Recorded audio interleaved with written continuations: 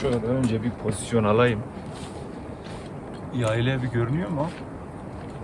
Arkamda görünüyor mu? Az sağdaymış. Ben biraz kendimi sola almam gerekiyor. Şurası çok iyi. Şimdi arkadaşlar bu yayla evinin küçük bir tanıtayım. Hemen arkamda sağ tarafta. Ya, inanılmaz bir şey. Neden inanılmaz onu şimdi anlatacağım. Yayla evleri meşhur Alplerde. Almanya, Avusturya ve İsviçre Alplerinde. Yani her gittiğiniz yerde bir yayla evi bulabilirsiniz. Bunlara hütte deniyor. Bu hüttenin adı Kürsinger Hütte. Bu hütte inanabiliyor musunuz? 1926 yılında yapılmış. Tabii bu şekilde değil ilki.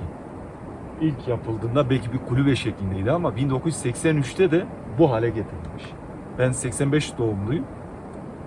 Onda da emin değilim, 84 mi 85 mi egal, önemli değil. Ama benimle yani ikinci restorasyonda bu hale getirilişiyle benimle aynı yaşta, neredeyse 40 yıldır. Ama ilk kuruldu 1923, yani 1926, 98 yıldır kurulmuş. Türkiye'de Cumhuriyet 29 Ekim 1923'te kuruldu. Cumhuriyet kurulduktan 3 yıl sonra. Öyle hesaplayın. Buraya yol yok, arabayla gelemiyorsunuz.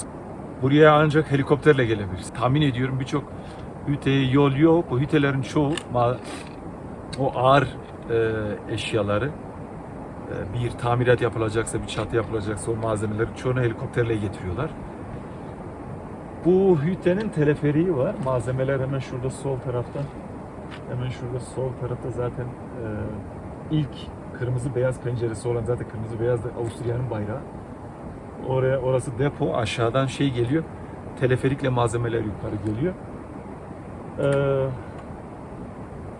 Mimarisinden biraz bahsedeyim. Buranın taşları çok güzel. Hani sanki insan eliyle yapılmış gibi duruyor taşların çoğu. Karlar taşları parçalamış neredeyse. Alt duvarlar hepsi taşla yapılmış. Daha sonra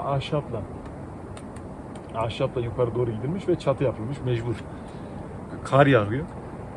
Üstü düz olan binalar karı taşıyamaz. Genellikle çatı yapıyorlar burada. Hemen arka tarafta da Buzul Dağı var. Buranın Buzul Dağı meşhur. Gross Venedica diyorlar buna. Yani Büyük Venedik oluyor. Genelde dağcılar buraya geliyor. Mesela sabah erken saat 3'te 4'te uyanıp çıkanlar oldu. Yani bütün tırmanma malzemeleri, buzun üzerinde yürüme ayakkabıları, böyle demir dişli kalkıp çıktılar. 3.30-4 gibi çıktılar, 5 gibi çıktılar, yeni çıkıyorlar. Birçok yerde işte buzun üstünü yürüyorlar, birçok yerde de tırmanmaları gerekiyor. Bütün malzemeleri yanlarında, ipleri. Dün prova yaptılar. De geldi, Almanya ordusundan askerler de geldi. Onlarla training diyorlar ama prova ediyorlar. Diyor. Buzuldaki sular eriyor, aşağı doğru göle kayıyor. O gölün adı da Buzul Gölü, Gletscher See. Buzul Gölü, dün oradaydım. Suyu buz gibi. Normalde yüzmek istedim ama yüzemedim. Şimdi tekrar Hütte'ye gelince hütteler genelde kar erimesine göre değişiyor. Bazı yerlerde kar hızlı eriyor. Nisan'da başlıyor. Ama genelde burası tahminime göre Mayıs'ın başında açılmıştır burası. Burası Eylül ortası gibi de kapanır. Çünkü kar yağıyor Eylül'ün sonuna doğru. Artık insanlar gelmiyor. Burası böyle yol üstünde olan bir hütte de değil. İnsanların bilinçli bir şekilde burayı seçip gelmeleri gerekiyor. Ondan sonra kapanıyor. Yani desek Mayıs, Haziran, Temmuz, Ağustos, Eylül 5 ay açık. 1-2 tane sabit çalışanı vardır. Diğerler hepsi mevsimlik işçidir. Genelde öğrenciler gelip çalışıyor burada. Ya böyle doğanın içerisinde biraz kalmak isteyen, şehir stresinden uzaklaşmak isteyip de birkaç aylığında böyle dağlarda yaşamak isteyenler geliyor. Ben de çalıştım. Ben de Alpler'de 2 ay bir hüttede çalıştım. Bir yayla evinde çalıştım. Gerçekten güzel. Güzel. Tabii ki zor. Yani bu hüttenin açılışı da, bu teleferiğin, bu hüttenin tekrar yeni elden geçirilmesi bayağı bir zaman alıyor. Bu hütte bağlı, derneğe bağlı. Alpenverein, Alman Alpleri Derneği'ne bağlı. Alman Alpleri Derneği hem Almanya'da hem Avusturya'da var. Ben de üyesiyim. Üye olduğun zaman, gecelediğin zaman indirim yapıyorlar ya da bazen bazı yerlerde teleferiği kullandığın zaman indirimli oluyor.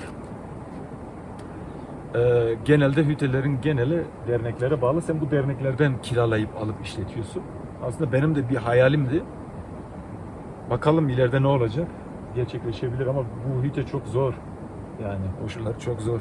En azından arabayla ulaşımı olan bir hüt olsa benim için daha iyi olur diye düşünüyorum. Bir de çok büyük. Bir sürü insan gelip gidiyor. Şimdi de aşağı doğru iniyorum.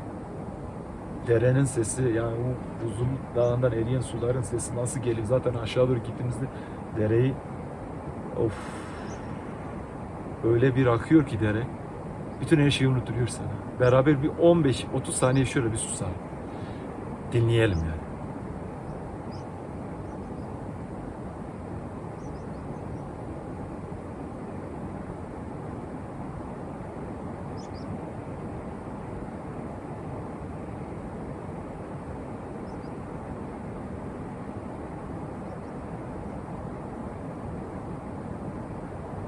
Tekrar görüşmek dileğiyle. Tschüss. Tabii ben kapatamadım, uzaktan kumandayla yanına gelmem gerekiyor. Tschüss.